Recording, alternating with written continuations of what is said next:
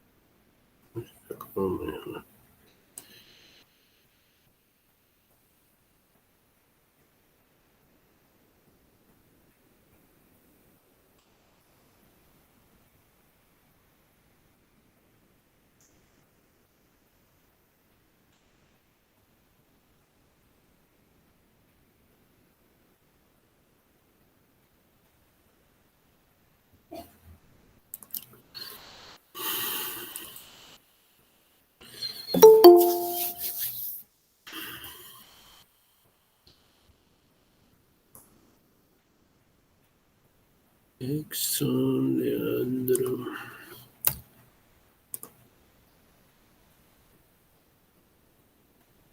Bien.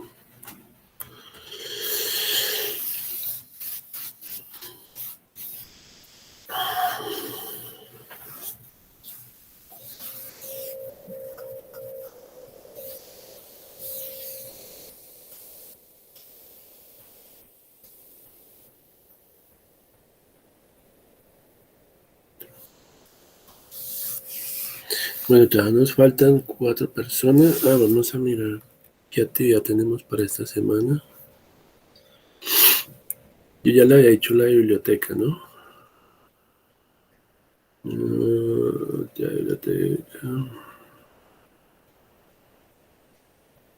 Sí, pues para esta semana, toda la semana 9 que teníamos.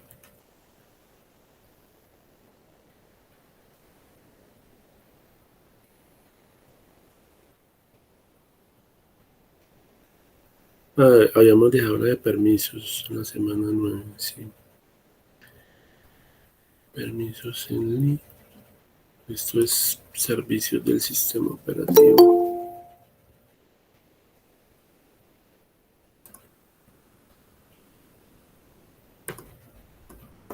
¿Quién dijo? Julián. Julián.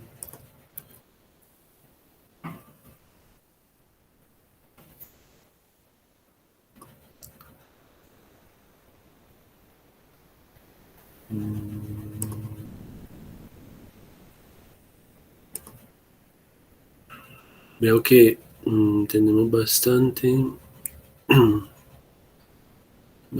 teoría.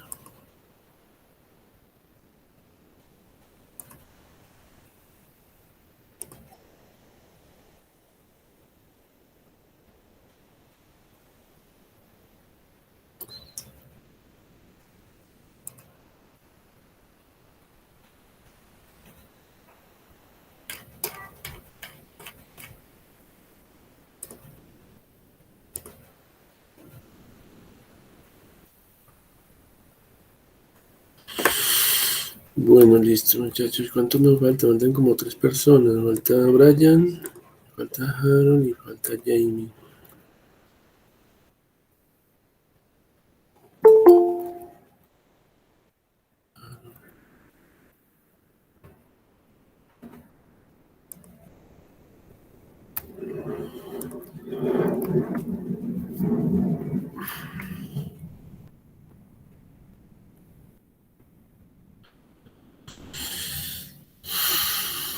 Bueno, pues aquí hay un tema de la semana anterior que nosotros no habíamos estudiado y habla de servicios del sistema operativo, de llamadas al sistema, de programas del sistema, de los interbloqueos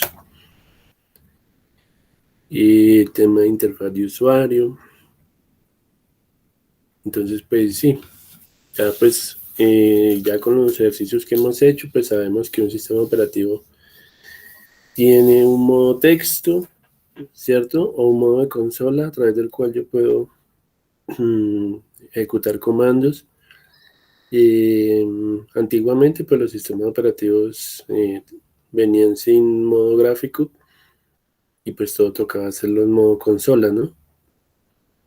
Hoy en día, y a partir, por ejemplo, en Windows de la versión 6.11 creo que fue, ya empezamos a tener lo que eran ambientes de ventanas y todo ese tipo de cuentos.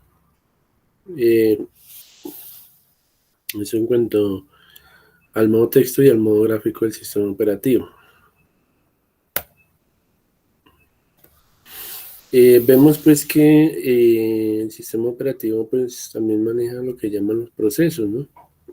Entonces podemos ver de cada proceso el consumo de CPU que tiene. Los procesos pues son los mismos programas, ¿sí? Que se ejecutan. Algunos pues se ejecutan en segundo plano sin que el usuario se dé cuenta cuando arranca el sistema operativo. Pues hay servicios que se ejecutan allí de esa manera, pero que pues hay como un programa monitor que se encarga de revisar el consumo de CPU, el consumo de memoria RAM, etcétera, a nivel del sistema operativo. A nivel de Windows, pues eso lo vemos cuando le damos control al suprimir y entramos a la opción de los programas y podemos ver qué se está ejecutando en el momento. Si yo le doy acá control al suprimir en administrador de tareas, me va a mostrar algo similar como lo que está acá. Cada proceso y el consumo que está haciendo de los recursos. Igual cada proceso tiene un identificador en el sistema Igualmente, los programas que se ejecutan en segundo plano, ¿cómo los puedo ver? Entonces, entrando a la opción servicios, aquí en servicios yo puedo ver lo que son programas que se ejecutan y que se ejecutan en segundo plano. Ahí los puedo ver, en qué estado están, si están en estado detenido, en estado en ejecución, etcétera. Su PIT, que es el identificador del proceso, ese número PIT es dinámico, ¿no?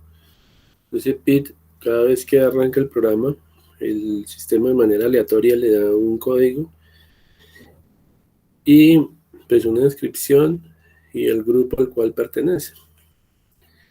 Entonces, yo puedo abrir la ventana de servicios desde aquí si quiero. Y ya me abre la ventana de servicios desde ahí. Y aquí puedo detener el servicio, reiniciarlo, pausarlo, reanudarlo, iniciarlo. En propiedades puedo cambiar la configuración del servicio, si quiero que el inicio sea automático, manual, etcétera. Eso se puede hacer. Si quiero asignarle al servicio un usuario y una contraseña, también lo puedo hacer. Opciones de recuperación. Ante un error, digamos el primer error, entonces le damos reiniciar el servicio si queremos, o que se ejecute un programa, o no realizar ninguna acción. Si se presenta un segundo error con el servicio, ¿qué acción debemos de realizar? ¿Qué dependencias tiene ese servicio? Por ejemplo, si esto es un servicio a procedimientos remotos, bueno, a nivel de la configuración de la red LAN, ¿sí? Entonces, todo lo que uno instale, por ejemplo, las bases de datos SQL, sea Oracle, SQL Server o lo que MySQL, lo que usted instale, ellos siempre van a montar unos servicios acá en Windows. Y si es a nivel de antivirus, lo que sea, casi que, casi que la mayoría de programas vienen instalando sus servicios acá. Y aquí yo puedo dar la opción de arrancarlos o detenerlos, ¿ya? Entonces esto es muy útil. A veces usted llega e instala un SAM, por ejemplo, SAM, que es un entorno para programar en PHP, un entorno web, y, y no le funciona algún componente al SAM. Entonces usted viene y mira acá a través de la consola de servicios y mira si es que el servicio está detenido, qué sucedió. Lo mismo pasa a nivel de Postgres. Postgres SQL son aplicaciones que instalan sus servicios, todo este cuento. Y pues usted debe de saber manejar eso, ¿no? A través de Unix pues también se puede hacer, ¿sí? Y el funcionamiento es muy similar, ¿no? Bueno, entonces, pues eso es lo que ese material nos está diciendo ahí en cuanto a la ejecución del programa y hacerles el seguimiento a cada uno de ellos. El sistema operativo también maneja el tema de entrada y salida, ¿no?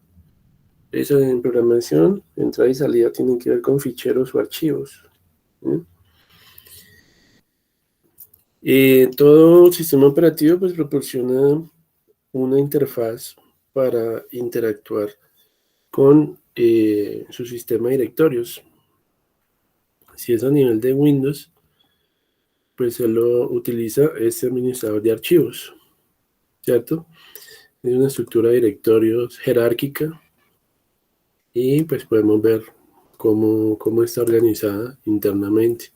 Es una estructura arbórea y dentro de las carpetas o directorios pues podemos encontrar subcarpetas o podemos encontrar archivos. Pero pues eso ya son conceptos muy básicos a nivel del sistema operativo. A nivel de Linux, él también, como veíamos, lo podíamos manejar eh, de forma gráfica a través de terminal. Nosotros podíamos ver el sistema de archivos. Aquí pues tiene una herramienta y ya la habíamos explicado, que es muy similar al administrador de archivos de Windows. Es gráfica y aquí podemos ver su carpeta de descarga, su carpeta de documentos, de imágenes, de videos, de música, la papelera de reciclaje. El entorno gráfico es muy similar, ¿no? Eh, Puedo acá, tengo opciones, diferentes opciones para gestionar, digamos, lo que son las carpetas, crear una nueva carpeta, por ejemplo, crear una pestaña nueva, eh, etcétera. Entonces, esto es el ambiente gráfico, pues, para la herramienta. También lo proporciona Unis. A través de Terminal vimos también que se podía ver, eh, se podía ver, pues, digamos, toda la estructura de archivos, ¿sí?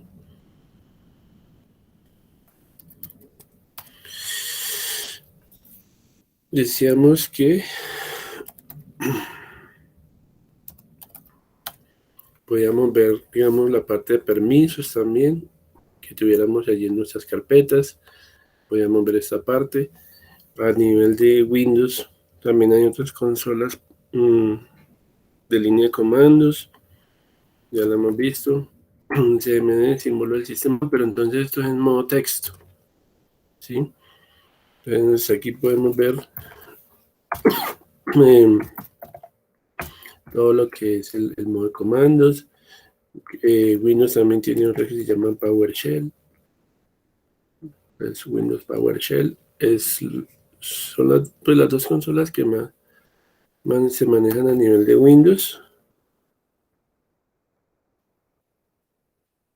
Ahí pueden ver ustedes, pues, esta parte. Igual estas consolas se pueden configurar, ¿no? O sea, aquí aparece en un fondo negro, pero esto es totalmente configurable porque hay una serie de comandos en donde usted puede personalizar las consolas y ponerles fondos mejores, bueno, todo eso. Eso por ahí creo que ya lo explicamos un poco qué día. Bueno, ¿qué más dice acá el manual?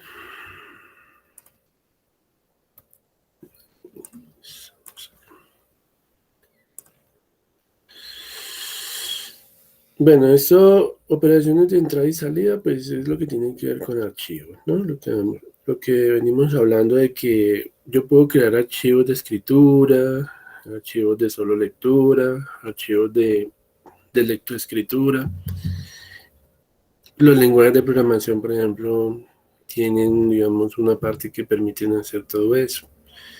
Crear archivos planos, archivos secuenciales, archivos de acceso aleatorio, bueno, muchas cuestiones que debe de proporcionar el sistema operativo. Inclusive, el sistema operativo proporciona una API, que pues es una librería mmm, que permite pues trabajar con toda esa parte de lo que es archivado en disco duro y todo ese tipo de cosas. Entonces el sistema operativo pues tiene un kernel, un núcleo, un core, como usted lo quiera llamar, donde están sus funciones básicas, sus componentes básicos. Eh, Se maneja pues la parte de controladores a nivel de puertos, de volcado, eso en la parte de hardware, filtros también de volcado. Bueno, esto pues siempre los archivos manejan lo que son los buffers de memoria o las áreas de memoria, pero todo es controlado a nivel del sistema operativo. Ningún programa secundario, digamos, puede administrar la memoria de forma independiente. Siempre que, digamos, usted instale software de aplicación, esas aplicaciones secundarias tendrán que solicitarle al programa principal, que es el sistema operativo, digamos, recursos a nivel de memoria RAM, a nivel de CPU, a nivel de disco duro.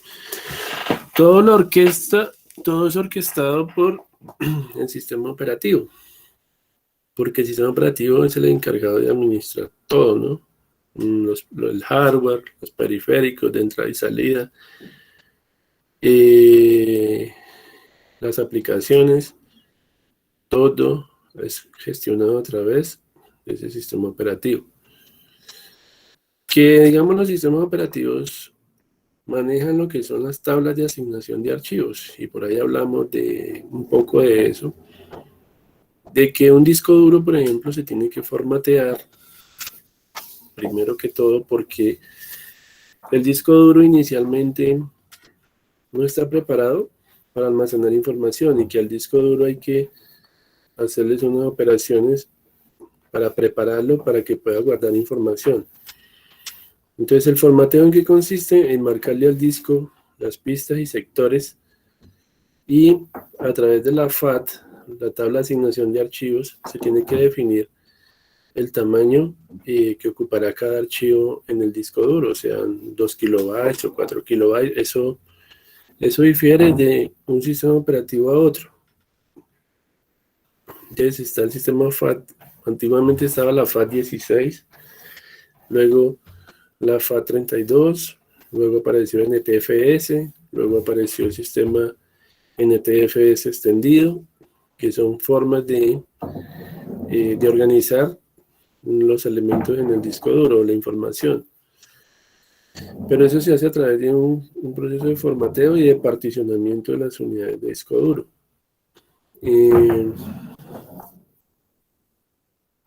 ¿Qué más nos dicen acá? Que hay formas, diferentes medios de almacenamiento. Hay memorias que son primarias, secundarias, terciarias. Entonces, por ejemplo, los discos duros, las unidades ópticas como el CD-ROM, el DVD, las unidades Blu-ray, los disquetes, los pendrive, las memorias, todo eso son medios utilizados para almacenar información, los discos duros externos, etcétera. Son formas de almacenamiento. Y pues básicamente eso es todo lo que hace parte de lo que es la gestión de memoria del sistema. Eso pues, ustedes saben que un sistema operativo está dividido en capas, ¿no? O niveles. Los programadores duros a nivel del sistema operativo, pues ellos son, digamos, desarrolladores que tienen la capacidad de interactuar con las APIs del sistema operativo y con el hardware a bajo nivel. Entonces, el sistema operativo está construido en capas. Una de las capas del sistema operativo, pues es, digamos, esta parte de que tiene que ver con la gestión de memoria. ¿Listo?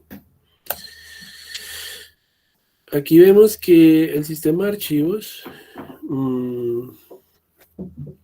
pues está organizado con una, digamos, estructura jerárquica, donde hay un directorio maestro, o un directorio base o padre, sobre el cual se empiezan a crear carpetas o directorios derivados o hijos, ¿ya? Este sería el directorio maestro, ¿ya? Y vemos que hay niveles, y dentro de cada nivel o puede encontrar uno una carpeta o puede encontrar archivos, ¿ya? Entonces, los archivos estarían acá, nos los muestran en el nivel más bajo, pero también pueden haber archivos en este nivel o en este nivel. Aquí está organizado como en capas, porque dicen pues, que aquí están los grupos, carpetas, que son grupos de discos duros. Estas carpetas almacenan solo bases de datos, y estas carpetas tipos de archivos. Aquí tenemos archivos de log o bitácoras, o de seguimiento, archivos de control, archivos temporales. Bueno, eso es algo que también manejan los sistemas que es el almacenamiento temporal de información. ¿Qué más nos dice? Bueno,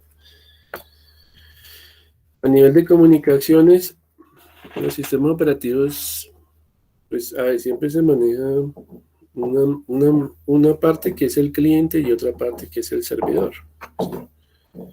Entonces, las máquinas clientes se conectan a un equipo llamado servidor, que es un equipo de mayor capacidad, que es muy rico en memoria, que es muy rico en discos duros, es muy rico a nivel de núcleos de procesador.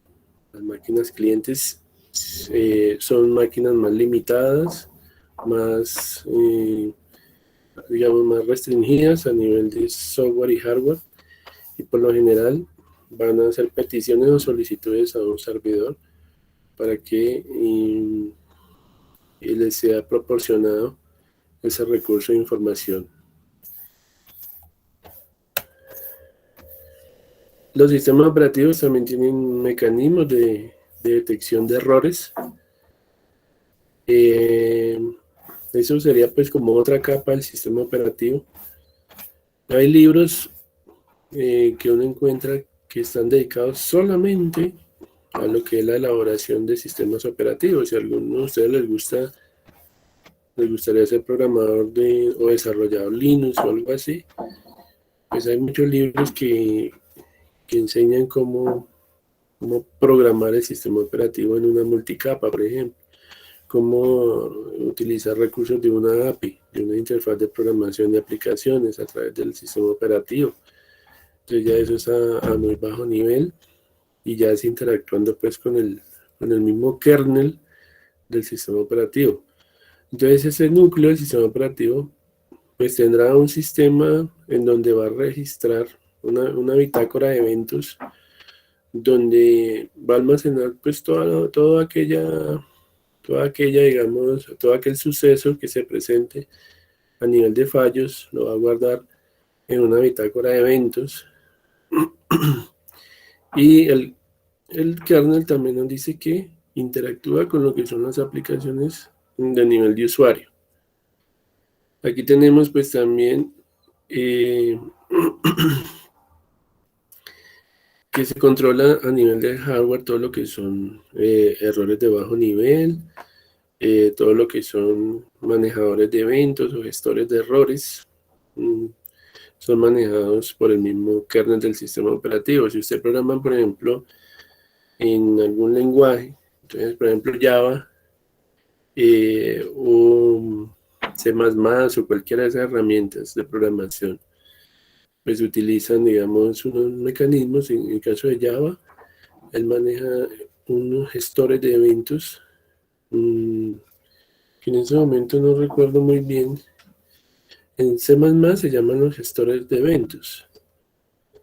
Y en Java también hay un gestor de eventos, pero en este momento no recuerdo muy bien cuál es el nombre exacto. Pero interactúa ya pues con esa parte del sistema operativo. Igualmente pues se manejan controladores de error para plataformas específicas. Se maneja la parte de los plugins, que ya ustedes saben que es un plugin, que es un componente adicional o un complemento que uno puede instalar al sistema operativo. Ayer vimos pues cómo poder, digamos, a un editor de código, por ejemplo, cómo se le pueden añadir, digamos, complementos, instalando plugins y toda esa serie de cosas. Y no solamente, digamos, para un editor, o sea, para todo, porque el sistema operativo tiene muchas utilidades y para muchas de ellas se diseñan plugins. Por ejemplo, Linux, Unix, son sistemas muy ricos en esa parte, ¿ya? Porque usted puede personalizar el sistema operativo, ciertos componentes, y con este tipo de funcionalidad que brinda el sistema. Y aparte de eso, pues vemos el tema que las plataformas de hardware están sustentadas también por un software llamado el firmware, que ya pues hablamos un poco del firmware, que pues es un software que está, digamos, diseñado o está directamente relacionado ya con lo que es digamos, el componente de hardware, ¿no?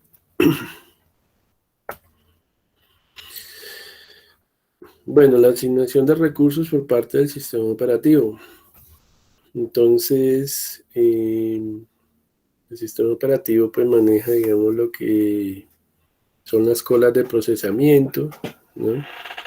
Todos los programas que son ejecutables y necesitan hacer, digamos, una petición para un recurso, tendrá que hacerlo a través de una cola de mensajes, ¿no? El sistema operativo, pues típicamente maneja dos, que es el sistema FIFO y el sistema LIFO, ¿no? FIFO es primero en entrar, primero en salir. Y LIFO es último en entrar, primero en salir. Entonces, así es como se atiende la concurrencia a nivel del sistema operativo. Los programas, pueden haber múltiples programas en funcionamiento de manera simultánea, porque pues como es un sistema multitarea, pues se supone que todos los programas que estén abiertos, los servicios que estén consumiendo recursos del sistema, en el momento de hacer una solicitud, una petición, quedarán en cola, allí en espera, y pues habrá un algoritmo a nivel del sistema operativo que controla esa parte y pues hace el proceso de atención. Eso es lo que se conoce como un dispatcher, ¿no? A nivel de la programación. Es el dispatcher, es aquel que se encarga de, de atender cada una de esas, de cada uno de esos mensajes y cada una de esas exigencias de recursos que se hagan. A nivel, digamos, el procesador, pues es la misma CPU, unidad central de procesamiento, la encargada de finalmente, pues, hacer el procesado de la información y de suministrarle esta información ya al sistema operativo. Entonces hay colas de entrada y hay colas de salida, ¿sí? Entonces hay programas ejecutables y programas no ejecutables. Entonces hay programas que se ejecutan de manera autónoma, pero hay otros que no. ¿Listo? ¿Qué más nos dice acá? Que pues la cola de mensajes maneja lo que es un bloqueo, ¿no? Un programa tendrá que esperar hasta que se le ceda, digamos, el turno. Entonces, manejamos esa parte también allí. Bueno, ¿qué más servicios brinda el sistema operativo?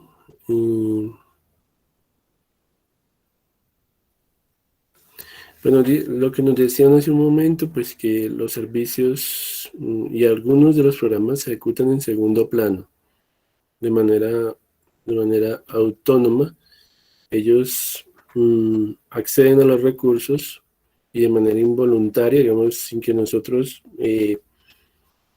digamos, activemos o desencadenemos los procesos, habrán, digamos, ciertos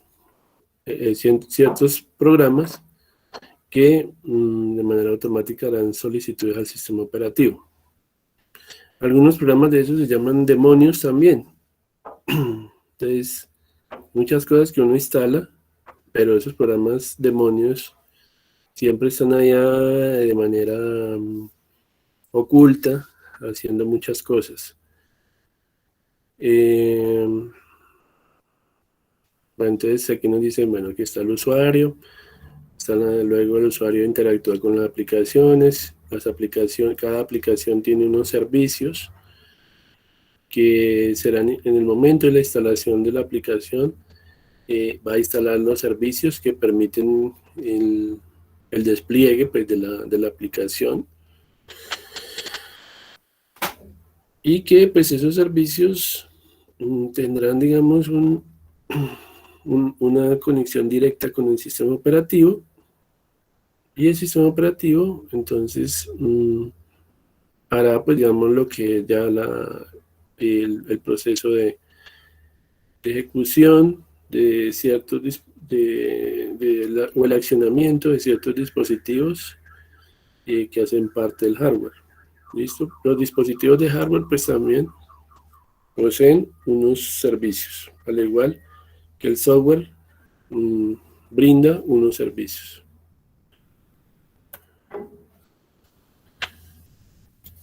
Bueno, aquí está el tema de las llamadas al sistema, ¿no?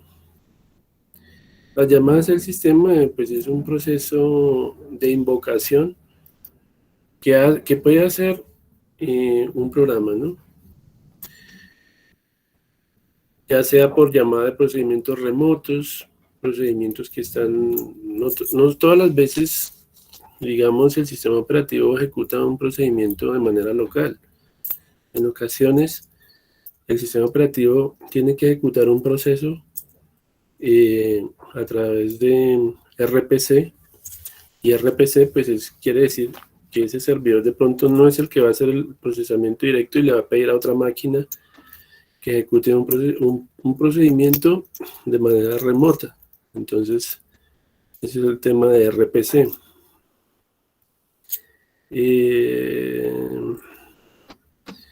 Bueno, acá nos dicen que ciertos recursos a veces requieren de que algunas ejecuciones del código se den de manera privilegiada, ¿sí? Para lo cual el sistema tendrá que proporcionar una serie de métodos o funciones para poder acceder a dichos recursos. Entonces, esto es una interfase llamada un sistema. Entonces, primero se hace, digamos, mediante un sistema de ficheros, un sistema de archivos, se hace una solicitud de un recurso, y ese recurso pues, puede ser un archivo de base de datos, lo que sea, o un objeto, un objeto en programación Java, lo que sea, o un sistema web. Pero si estamos trabajando en un sistema web, por ejemplo, y estamos en una tienda virtual y usted está seleccionando productos allí, pues esta información a dónde se almacena. La información se tiene que almacenar en un buffer de memoria llamado el buffer caché. Ustedes saben que las máquinas hoy en día, digamos, tienen memoria caché también, ¿no? Aparte de la memoria RAM, existe la memoria caché. Entonces, la memoria caché es una memoria mucho más rápida que la memoria RAM, ¿no? Entonces, ¿quién utiliza la memoria caché? La utiliza la misma CPU o el mismo procesador, es quien utiliza esa memoria caché cuando de pronto necesito hacer operaciones que requieren de una velocidad de procesamiento mucho mayor, ¿ya? Entonces, en vez de pedirle a la RAM que haga las operaciones, le va a pedir a la memoria caché, que por lo general es una memoria mucho más pequeña, mucho más limitada, pero más veloz, ¿ya? Entonces, muchas operaciones no se hacen directamente sobre la RAM, sino sobre la memoria caché, dependiendo de las necesidades de procesamiento que tenga esa aplicación.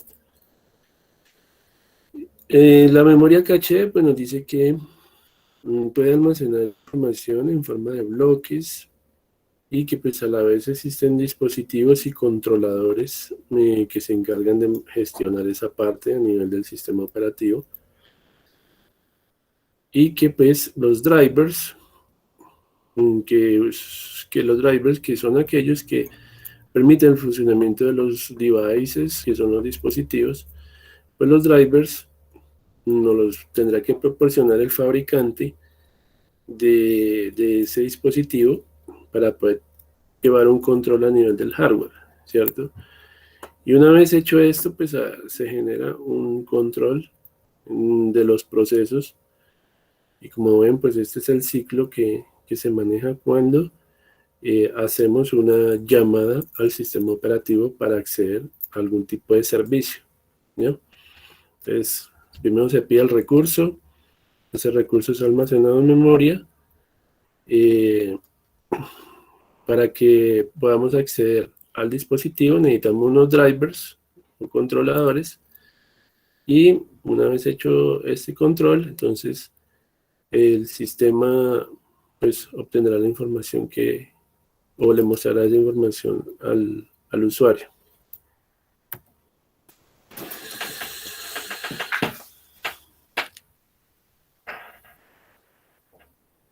Bueno, nos dicen acá pues que, resumiendo, que dichas llamadas al sistema operativo, por ejemplo, en un sistema Linux, se pueden hacer a través de una shell de comandos o un intérprete de comandos, como los que ya vimos, ¿cierto? A través de terminal, de estas herramientas, nosotros podemos enviar comandos en modo texto.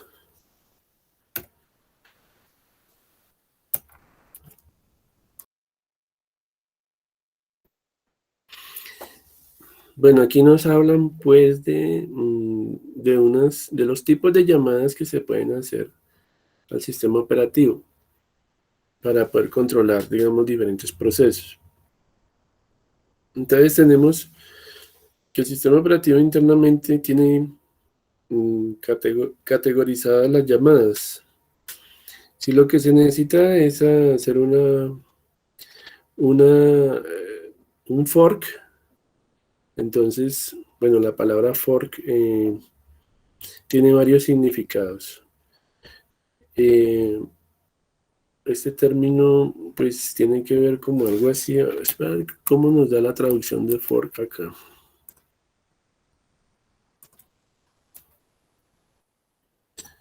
Vamos a mirar el traductor de Google, que nos da la palabra fork. Pues fork tiene significado de tenedor también, porque pues eso es un término, tiene muchas definiciones.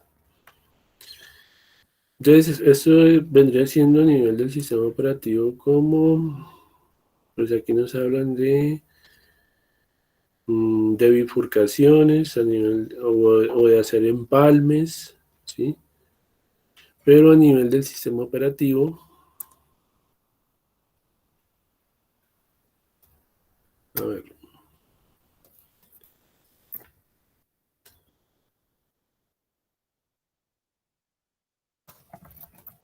fork sistemas operativos, a ver. Sí, exacto. Entonces, si hay una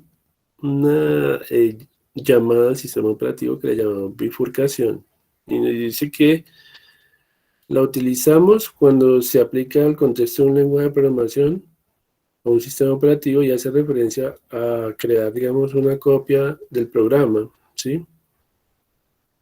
O para que actúe como un proceso hijo o un proceso originario. Exacto.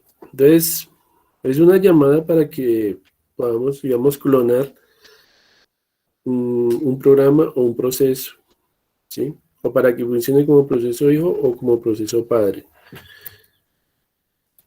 Entonces, los programas a veces, pues, hacen esa solicitud. Digamos, si necesitamos ejecutar a nivel del sistema operativo la llamada, entonces, ese tipo de invocación la hacemos con una función exec, que significa execute, ejecutar. Si lo que se necesita es salir o abortar la ejecución de un programa, entonces lo hacemos a través de exit.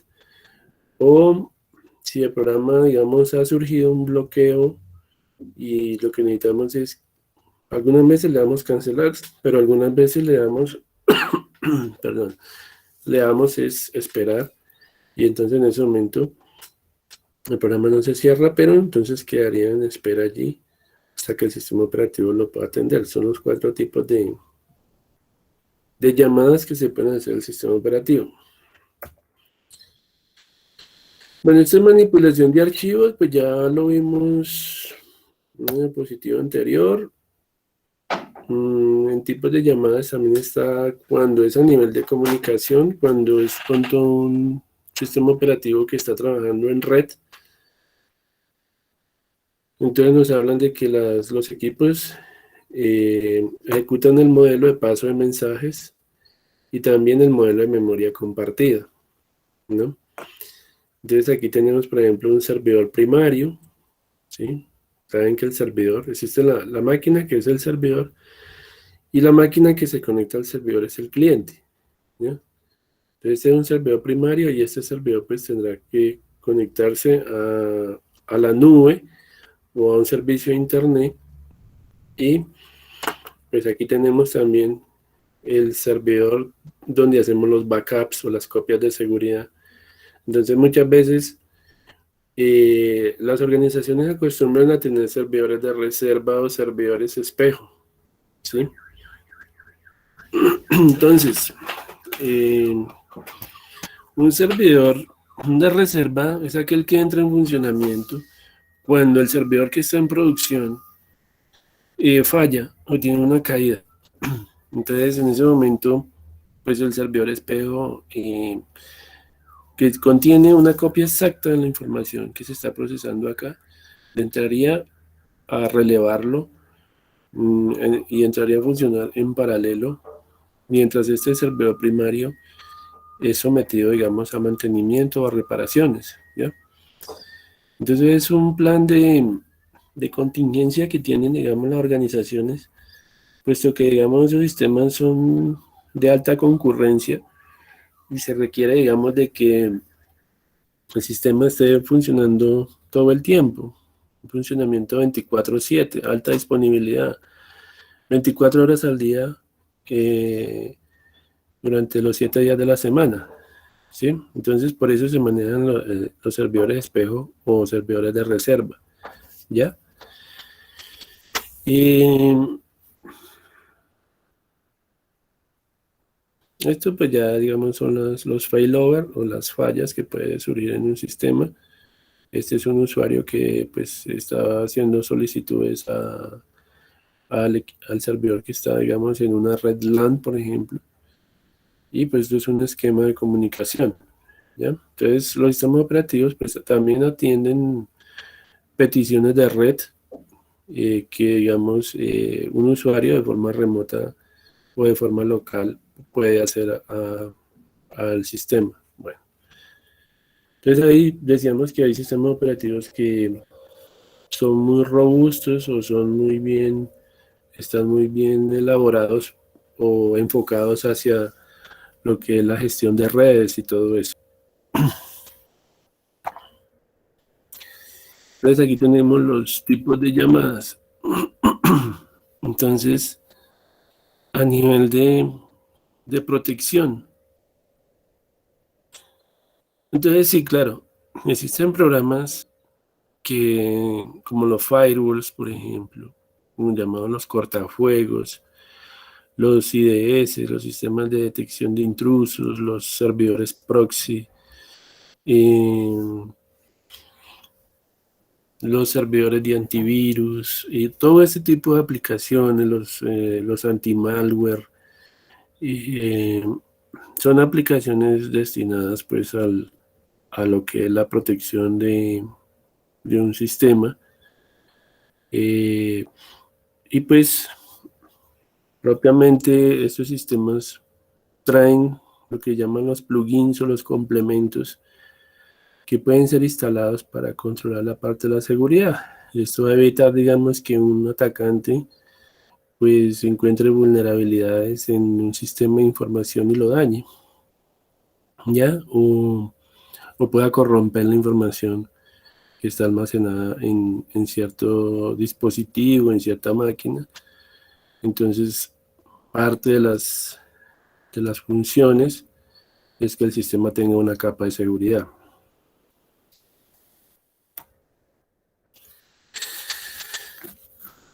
Bueno, aquí nos dan ejemplos de llamadas al sistema. Entonces, hay, digamos, operaciones que son de solo escritura. Y ustedes saben que la palabra write significa escribir en inglés.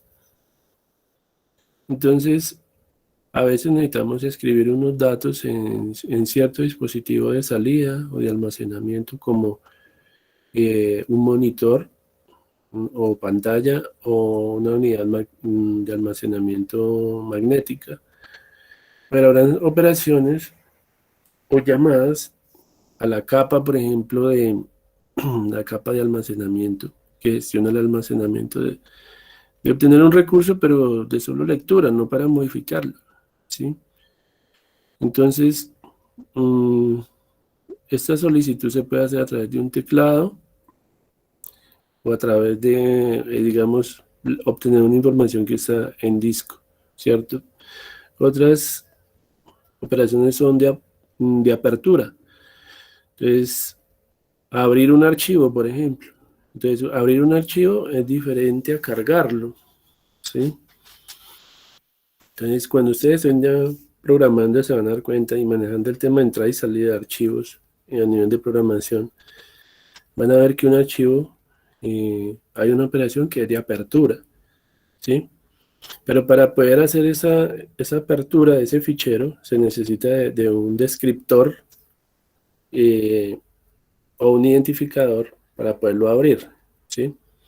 Entonces se invoca una función que se llama open. Y luego de que el archivo está abierto, ¿sí? Hay otra operación que es la de lectura o la carga del archivo, que es a través del método read. El método close, para poder cerrar el archivo, volvemos a requerir el descriptor. Usted tiene que pasarle el identificador o el código del fichero, el descriptor del fichero para poderlo cerrar, ¿ya? Pero esto son funciones a nivel de entrada y salida, ¿sí? De la capa que controla el almacenamiento.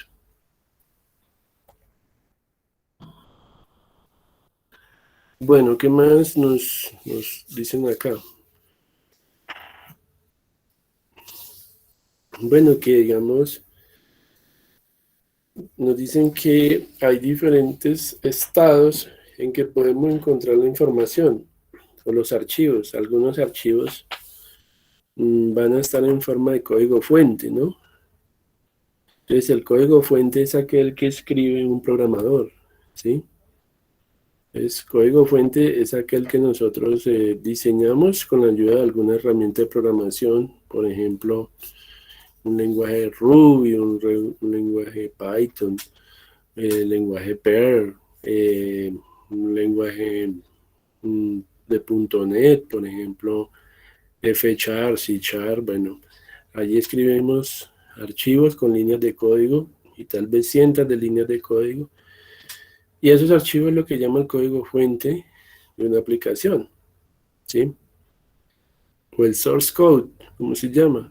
Pero resulta que los lenguajes de programación también manejan unos subprogramas que se llaman los compiladores. Entonces, los compiladores, ¿qué hacen? Transforman o traducen el código fuente que está escrito en lenguaje humano, nos permite convertirlo a código binario o a código de objeto o código ejecutable.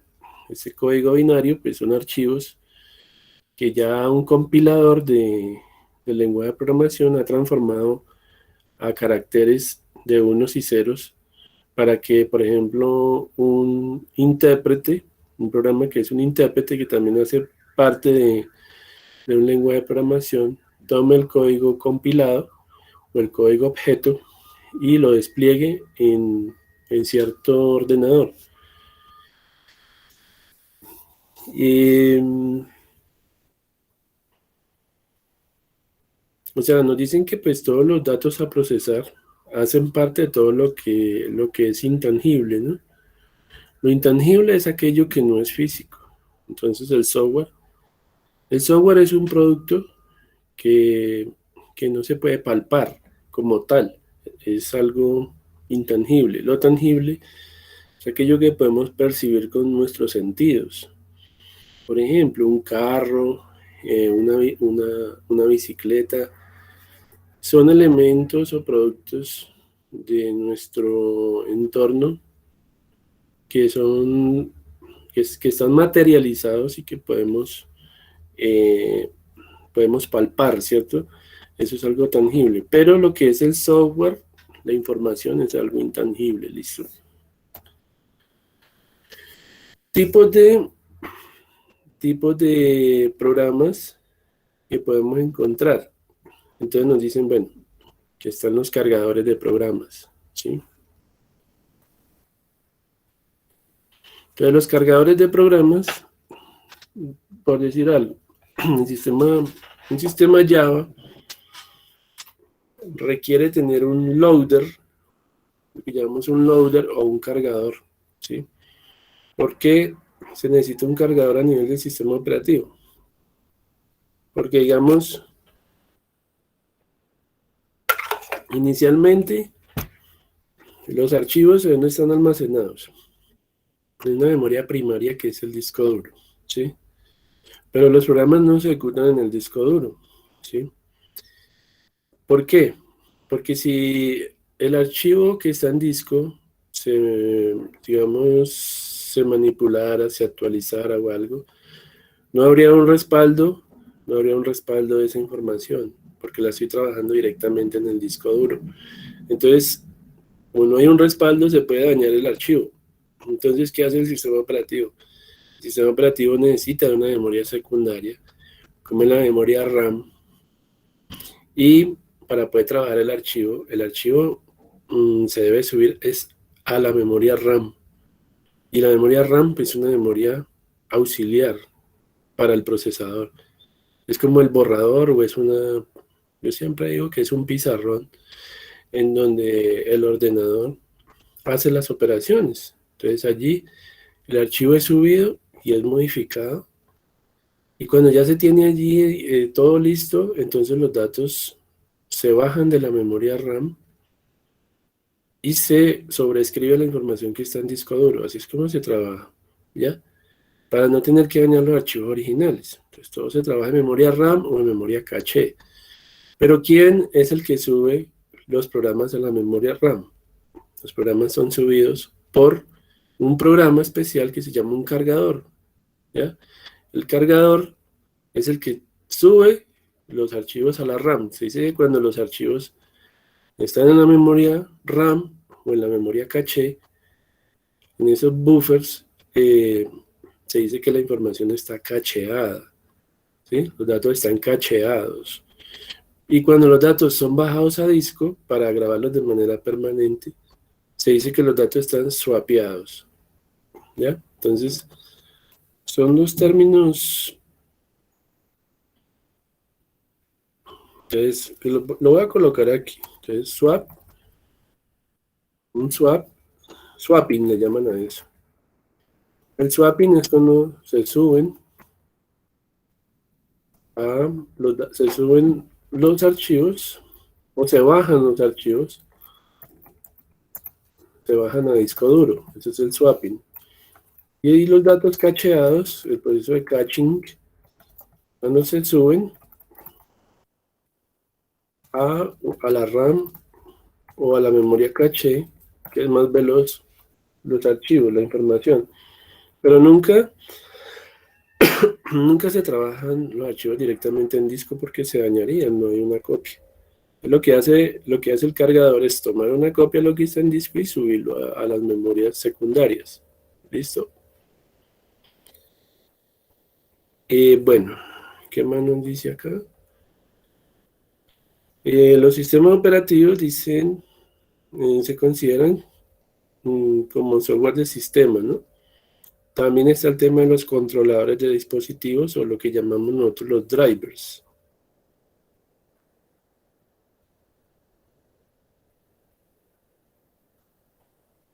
Entonces, drivers, eso ya lo hemos hablado, ¿no? Son los mismos drivers. Bueno, los drivers son estos mismos, ¿ya? Los controladores de dispositivos, que decíamos que, por ejemplo, una tarjeta de sonido, hay que instalarle los drivers, una tarjeta de video, una tarjeta de videojuegos, tiene unos drivers que son proporcionados por el fabricante. Igual, si digamos un mouse, pues usted no necesita instalar los drivers porque el mouse de manera genérica el sistema operativo tiene una base de datos implícita que permite que instale las controladoras del mouse. Los discos duros también necesitan de un driver, que se le llaman pues los controladores. Entonces hay controladoras de disco duro, pero eso lo hace automático el sistema. Nosotros no tenemos que instalar ni los drivers del mouse, ni los drivers de los discos, ni los drivers de la webcam, ni nada de eso, porque generalmente eso lo hace el sistema operativo, ¿ya? Pero ya lo que sí son temas de video, de audio y de juegos, esas tarjetas sí nos toca generalmente hacerlo por separado.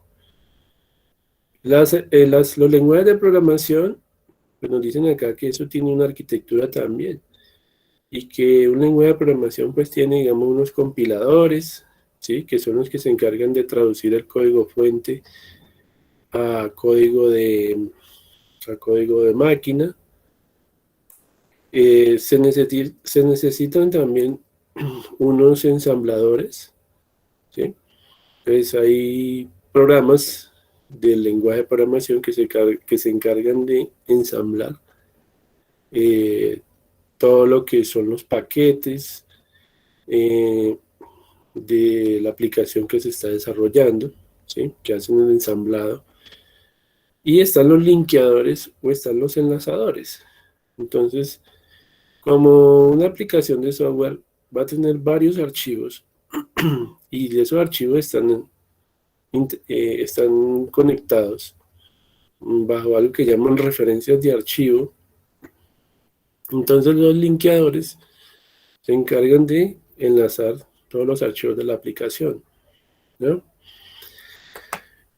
A nivel del sistema operativo están los programas utilitarios.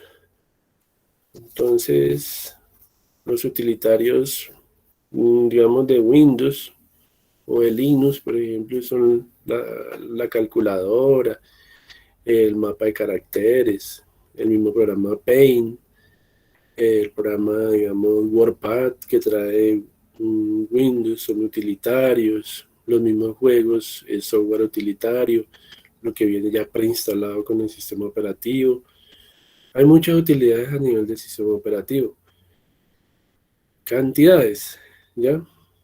Que son programas como complementarios al sistema operativo para hacer ciertas tareas. Por ejemplo, cuando usted necesita hacer un recorte en Windows, entonces usted encuentra la herramienta recortes, ¿sí?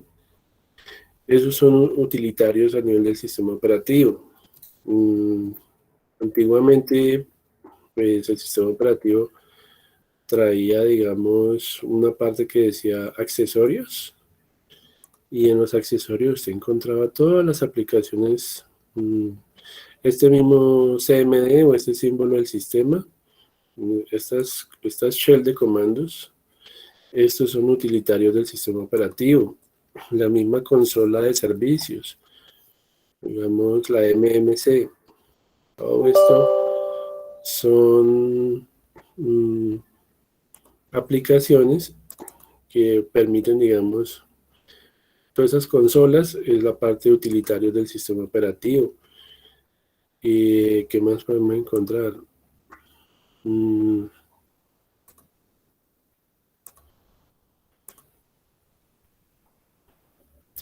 Digamos, aplicaciones para gestionar fotos, música, videos, que vengan ya con el sistema operativo, hace parte de las utilidades, ¿ya? Bueno, entonces nos dice que pues que el sistema operativo tiene lo que llaman los gestores de ventanas, ¿ya? Entonces, entornos de escritorio, de interfaz gráfica de usuario, entonces gestores de ventanas. Linux es muy rico en esta parte, ¿sí? Entonces, en Linux pues está Genoma, está KDE, y podemos buscarlos acá rápidamente, que son, digamos, digamos, los gestores de interfaz gráfica. Pues aquí podemos buscar gestores de ventanas para Linux y para cada distribución y para Ubuntu y para cada versión en específico, para Arch Linux, por ejemplo. Pues ahí encontramos, son instalables, ¿ya? Como complemento al sistema operativo los podemos montar. A ver, aquí que nos muestra. 38 gestores de ventanas para Linux, miren.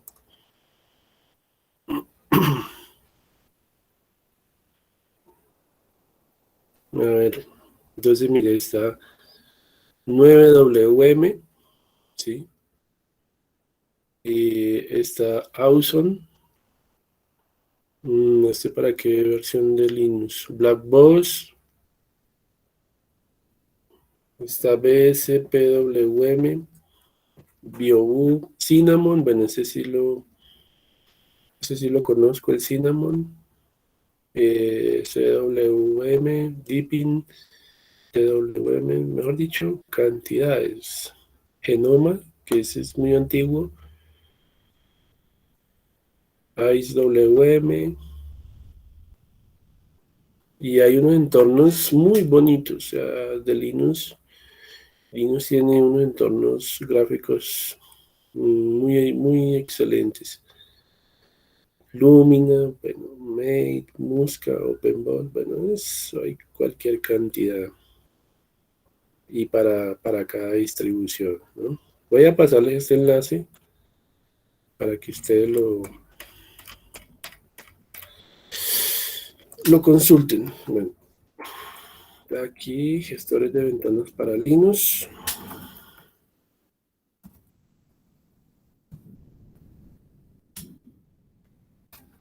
Ahí lo coloco en el chat.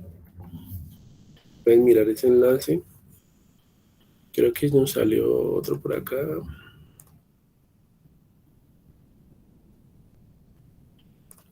Acá hay 21 gestores de ventanas. Entonces mire que acá está Metacity, Mutter, Kawin. Mejor dicho, es que cantidades. Y ahí pues está, miren cómo se ve cada uno. Cuando usted abre el Linux, esa es la apariencia que les va a mostrar. Entonces, por ejemplo, Metacity, se ve de esta manera. Ese es el de Mutter. Kawin, este es XFWM, así se ve. Entonces Linux tiene unos diseños gráficos hermosísimos. IceWM. ¿Sí? Y va a pasarles este otro enlace. ¿Listo? Entonces, esos son los gestores de ventana. O sea, eso es para el modo gráfico. Para embellecer, pues, la parte visual del sistema operativo. ¿Ya? Pues el modo texto es muy útil, ¿no? Porque algunos prefieren trabajar, como decía Kevin ayer, algunos prefieren trabajar más el modo texto porque pueden controlar cosas a más bajo nivel y porque es mucho más rápido, ¿no? Si usted lo hace por ambiente gráfico, pues sí, a veces el rendimiento o el despliegue de lo que usted quiere se tarde un poco más que si lo hace por línea de comandos, ¿no?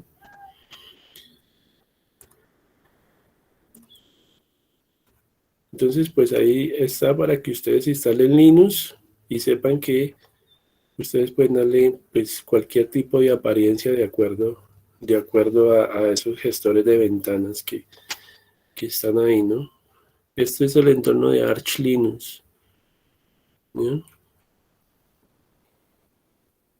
Entonces, Windows, pues Windows es bonito, ¿no? Pero en esa parte sí Linux tiene unos diseños espectaculares, ¿no?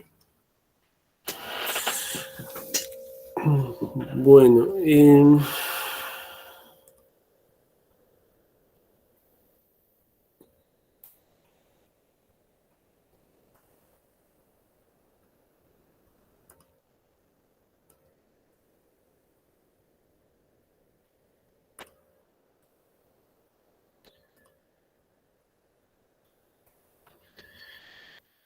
Bueno, aquí nos dicen que hay otros programas fuera de los que estamos hablando acá, de interfaz gráfica de usuario, de utilitarios, de todo eso.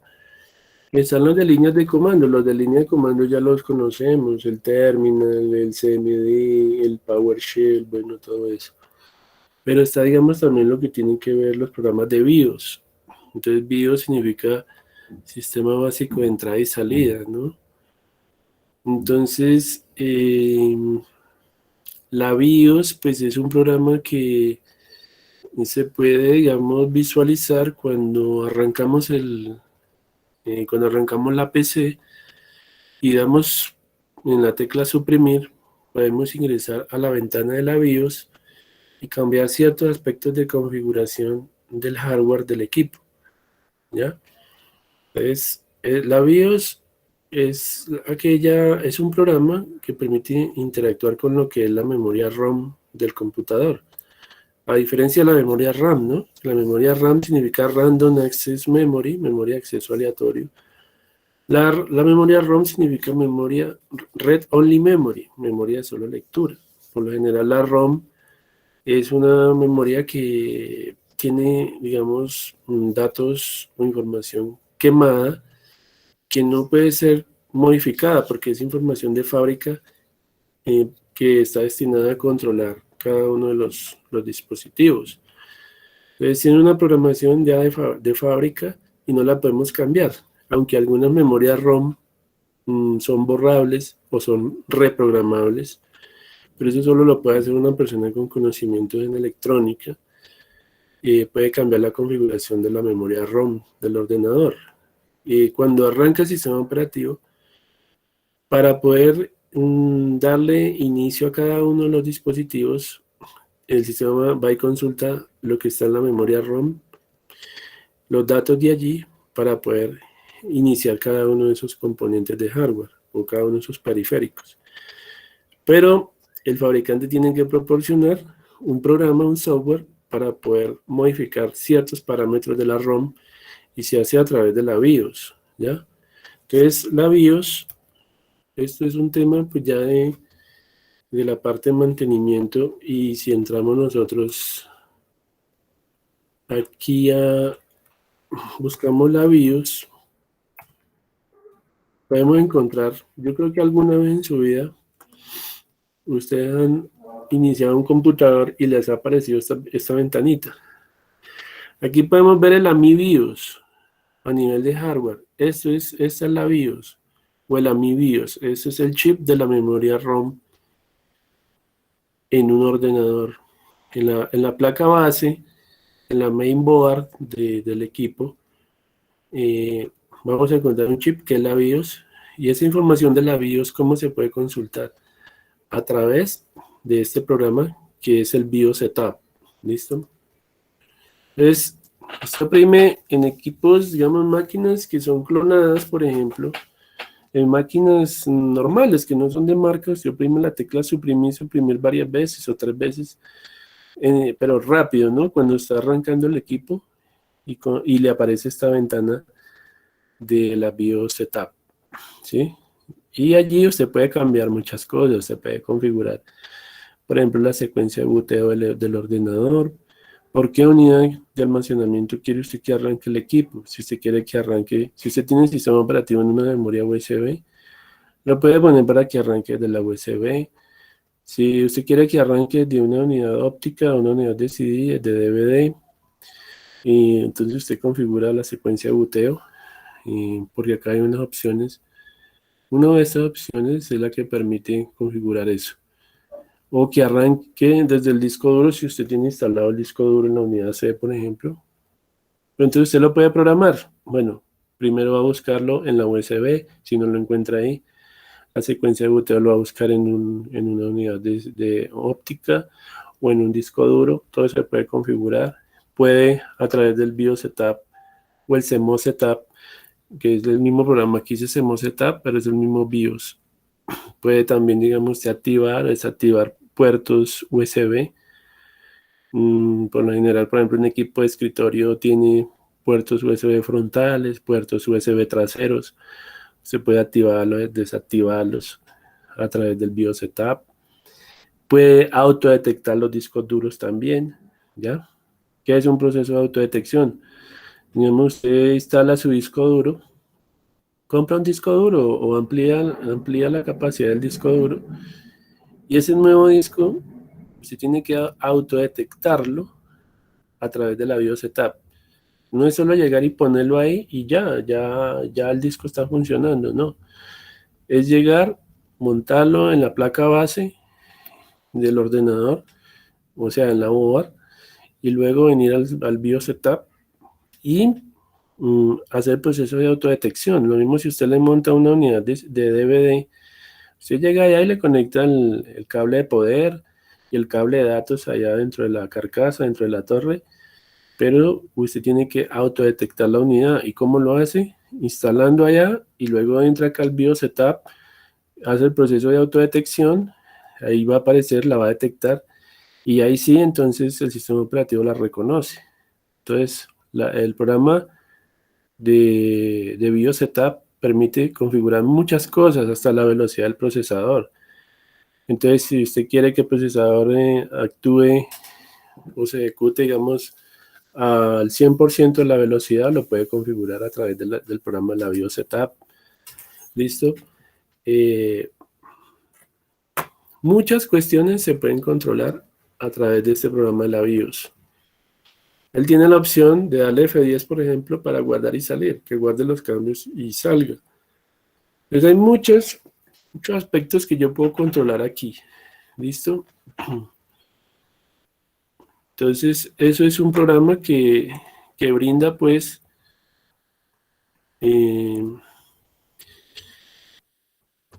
esta aplicación. Aquí se me hizo el archivo.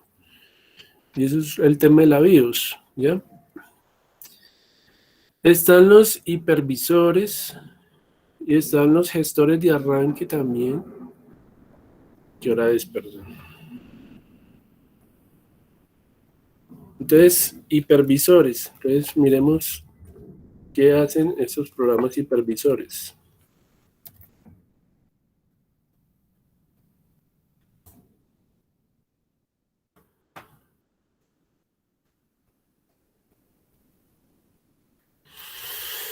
Bueno, pues aquí nos dice que un hipervisor es como un monitor de máquinas virtuales, ¿no?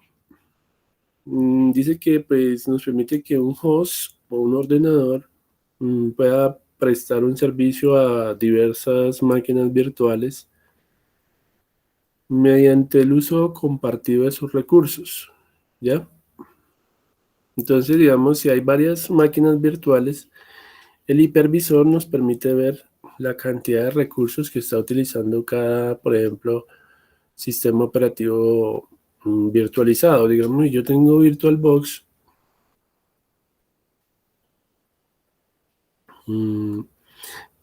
y tengo instalado 5 sistemas operativos en VirtualBox. El hipervisor es aquel que me está mostrando el consumo de recursos de cada una de esas máquinas.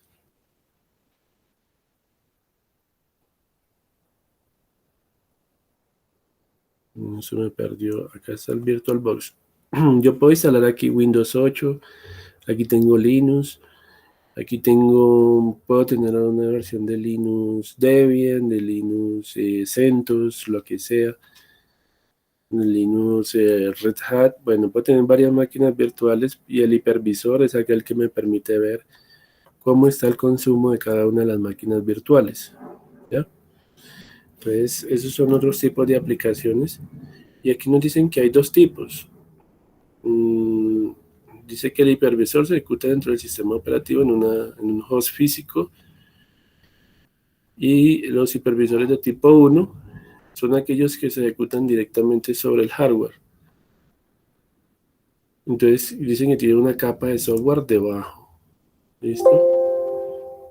Permítanme que se me va a apagar el equipo.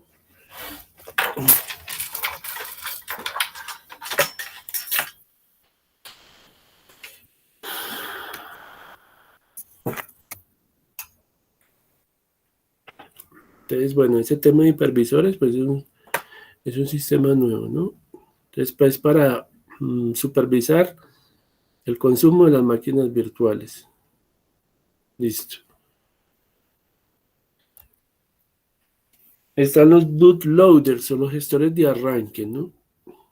Entonces, lo que yo les decía hace un momento, si es a nivel de Windows, a través de la BIOS Setup, yo puedo controlar la secuencia de boteo, ¿sí? Pero digamos a nivel de Linux, yo también puedo controlar las secuencias de boteo y, por ejemplo, hay una aplicación que se llama el grep a través de Linux que permite, digamos, configurar la secuencia de boteo. Yo puedo programar un ordenador para decir por qué sistema operativo puedo arrancar también a través de un bootloader, ¿no? Entonces, busquemos gestores de arranque a través de Linux.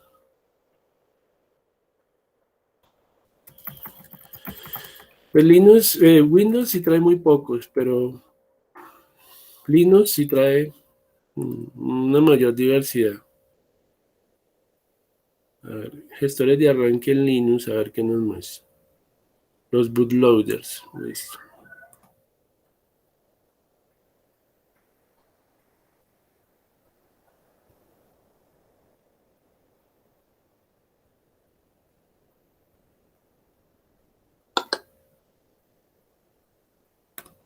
Bueno, está como muy lentico esto.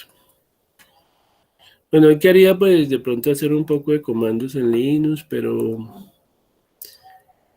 pues digamos, no nos alcanzó el tiempo, porque es que allá, como les decía, tenemos harta teoría todavía por cubrir.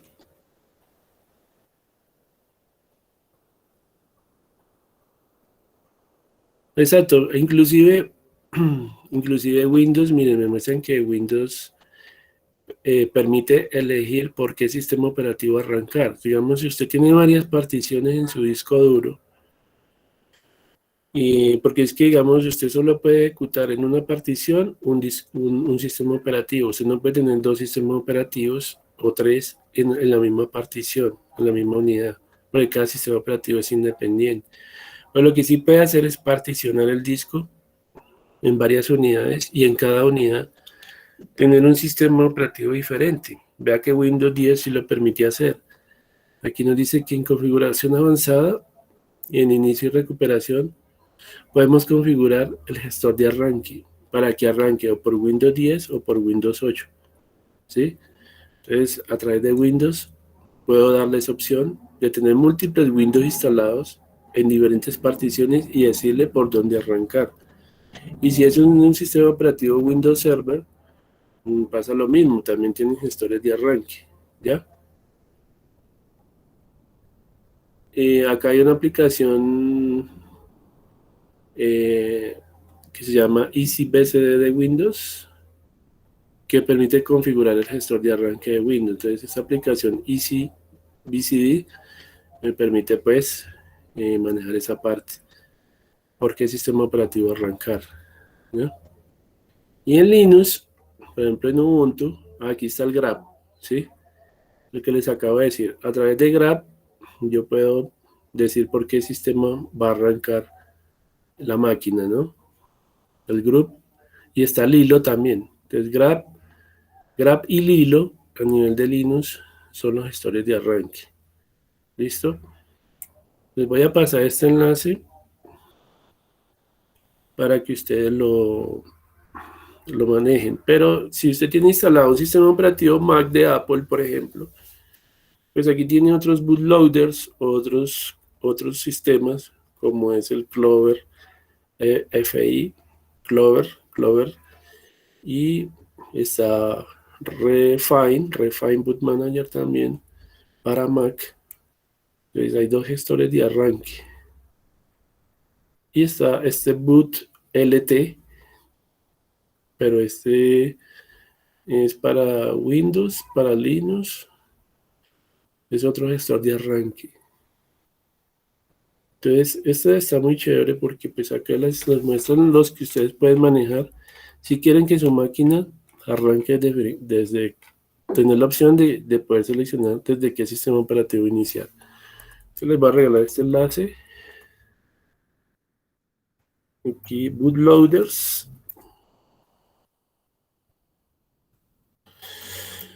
Oh, gestores de arranque.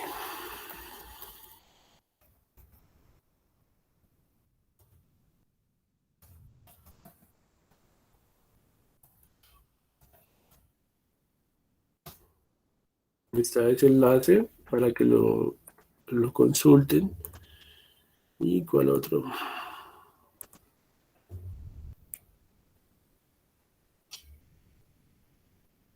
A ver, miremos este de acá. Entonces, por ejemplo, a veces en Linux a uno se le olvida la contraseña del administrador, ¿sí? Y dice, uy, pero ¿cómo hago para recuperar la contraseña del administrador? Entonces él le va a pedir, mire, entre por grab, tiene que mm, entrar por grab, reiniciar la máquina y en grab hacer un proceso para recuperar la contraseña de administrador a través del gestor de arranque, ¿ya? Entonces aquí venga a ver qué nos están diciendo. Pero este habla solo del gestor de arranque. Sí, para Linux está Lilo y Grab, ¿no? Aquí está, digamos, los tipos de particiones que se pueden crear con Linux. Está la X2, la extendida 2, la 3, la 4, el Razer, FS, XFS, UFS, BFAT, NTFS, JFS, HFS. Entonces, miren, aquí están tipos de tablas de asignación de archivos también y gestores de arranque en Linux. Esa técnica se llama lo que llama bootstrapping, ¿no? Entonces, el bootstrapping lo que hace es ejecutar un programa que otro no puede. ¿Listo? Entonces voy a dejarle este enlace también. Listo, muchachos. Entonces, yo creo que pues ese sería el tema de esta semana. ¿Qué actividad les dejé? Esta semana yo les dejé a ustedes una actividad, creo que la semana 10 les dejé la actividad de biblioteca, ¿no?